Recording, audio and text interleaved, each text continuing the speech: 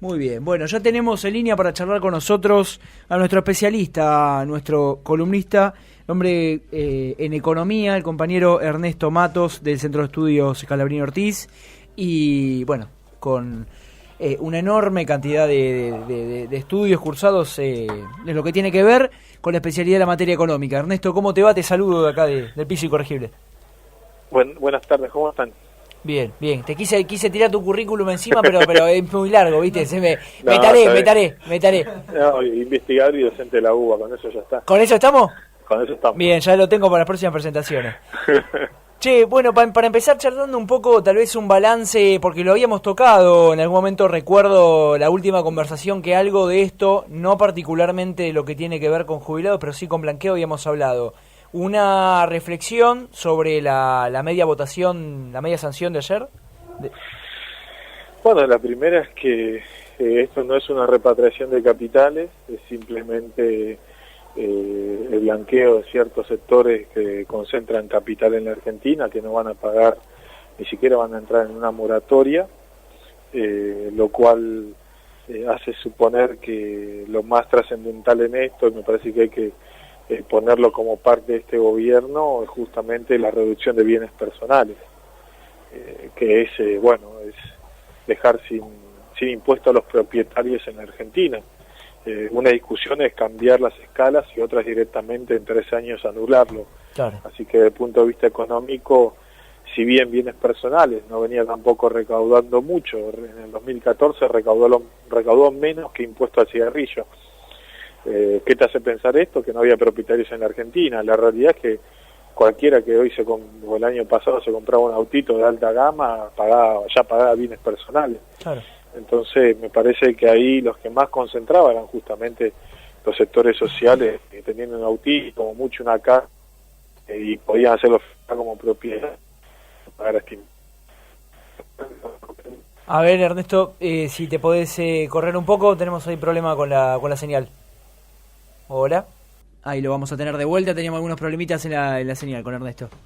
Sí, me parece que fue bastante claro con los puntos a tener en cuenta, porque me parece que también los paquetes de leyes, cuando se discuten tantos temas juntos, uno no entiende bien cuáles son los puntos a tener en cuenta, sí. Y el tema de bienes personales es algo bastante influyente en lo que respecta esta cuestión que hablamos de transferencia de recursos de los sectores más vulnerables a los más poderosos, ¿no? Ahí lo tenemos de vuelta en línea, Ernesto. Sí, no, decía que justamente lo que pasaba con los grandes contribuyentes de la Argentina, físicos y jurídicos, es que al poder constituir una empresa offshore afuera, pueden poner a nombre de esa empresa sus propiedades, entonces esa persona nunca paga bienes personales. El caso de Macri con un auto que tiene que no está a nombre de él y que justamente está a nombre de una empresa del exterior, o sea, figura como activo de una empresa, no de él. Claro. Entonces, obviamente, esta maniobra que vemos a nivel presidencial se extiende en todo el sector privado argentino y público. Entonces, me parece que uno de esos temas era justamente que había que tratar ayer, y el otro justamente de los jubilados de primera y segunda. Me parece que eso lo planteó muy bien el diputado Recalde. Se está apuntando a una diferenciación entre mismos los sectores que reciben la jubilación, entre los que reciben la mínima y los que tienen una jubilación acorde, digamos, a lo que es un salario hoy. Y me parece que ahí también, o sea, reparación histórica es con los que entraron a la moratoria, que justamente estafados por parte de las patronales, que no aportaban a la seguridad social, o que le decían que la aportaban y nunca tenían un beneficio. A la hora de jubilarse tenían que encontrarse con la situación de no tener ningún aporte.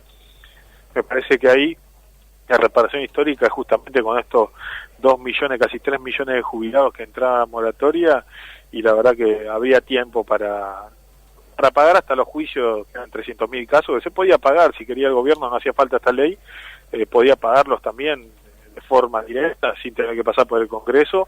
Me parece que lo que se esconde detrás de esto es simplemente la modificación para la privatización de los activos del ANSES, y que son parte de lo que se logró en el gobierno anterior, con las participaciones del Estado, en las empresas privadas. Ernesto, buenas tardes, te saluda Axel acá en el piso. Sí. Muchas gracias por la comunicación. Muy bien, muy bien.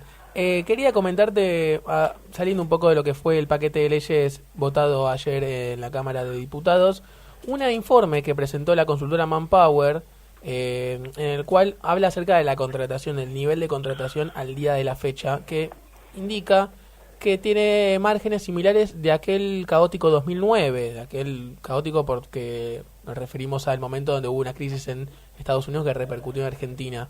Uno de los puntos capaz más importantes que quiero resaltar fue una entrevista que se le hizo a Gastón Kovalchenko, el CEO de Postularte.com, una plataforma de búsqueda laboral, en la cual le dicen que las empresas solo activan búsquedas de posiciones estratégicas. Si un puesto operativo deja a la empresa, muchas veces no se lo reemplaza. ¿Cómo ves hoy en día el nivel de contratación que están teniendo las empresas? Más allá del nivel de desempleo o del de empleo, el nivel de contratación que hoy en día están efectuando las empresas y cómo repercute con las medidas que se están tomando por parte del gobierno nacional.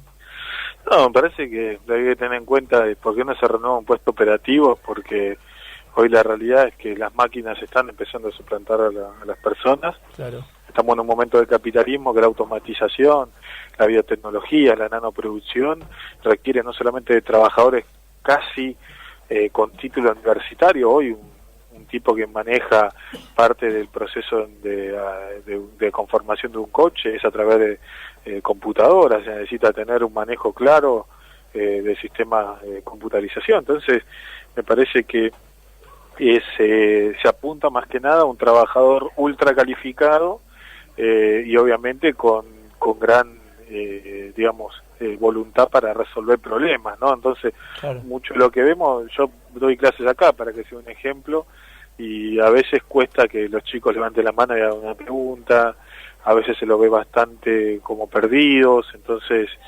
y por ahí muchos también los sectores universitarios no quiere decir que se vayan a recibir, y no todos los que vienen a la universidad quieren estudiar lo que estudian. Entonces ahí hay que ver la brecha que separa entre los trabajadores calificados y los que demanda el mercado, y los trabajadores que sin tener un título universitario hoy ya no pueden acceder casi a un puesto de trabajo con buena remuneración. Entonces me parece que el mundo como se está viendo, lo que planteaban en Davos, donde fue presidente y se encontró con otros inversores, y el foro de Davos de este año marcaba justamente eso, que se iba a generar una tensión en el mercado de trabajo, ya que el nivel de tecnología que se requiere en el proceso de producción ya no requiere tanta mano de obra intensiva, sí, es obviamente intensiva en capital por el desarrollo de las mismas maquinarias. Así que es un debate que se viene y se va a instalar de acá a futuro. Está claro. Y a ver, ya que estamos ahora sí acercándonos al mentado segundo semestre, apenas a 15 días del inicio del mismo, el tema de las inversiones extranjeras, digamos, ¿no? Porque es cierto, acá un informe, por ejemplo, de la CEPAL habla de un incremento de la inversión extranjera en Argentina, 11 palos, algo así de 11 palos de dólares. 11.500 millones de dólares, ¿sí? Sí. Pero después en la continuación del trabajo dice que América Latina y el Caribe experimenta un descenso del 9%, tuvo impacto especial en algunos países de América del Sur, entre los que incluye Brasil, Colombia, Uruguay, con un descenso del 23, 26, 25%.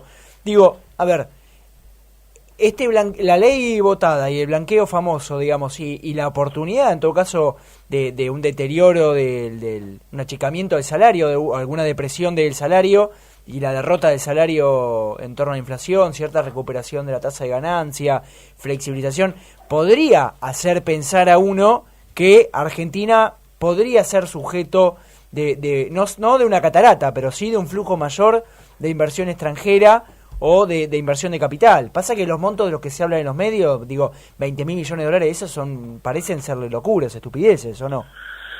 Sí, lo que pasa es que tenemos que tener en cuenta que para que tengamos una idea del total de inversión extranjera que fluye en el mundo, en todo el globo, sí, el 5% solamente viene al continente suramericano. Claro. Entonces, lo que estamos empezando a ver es que después de ese 5% queda solamente una distribución entre las principales economías. Lo que no dijeron en ese informe y algunos periodistas, que Venezuela está entre los principales receptores, Brasil, Argentina y México.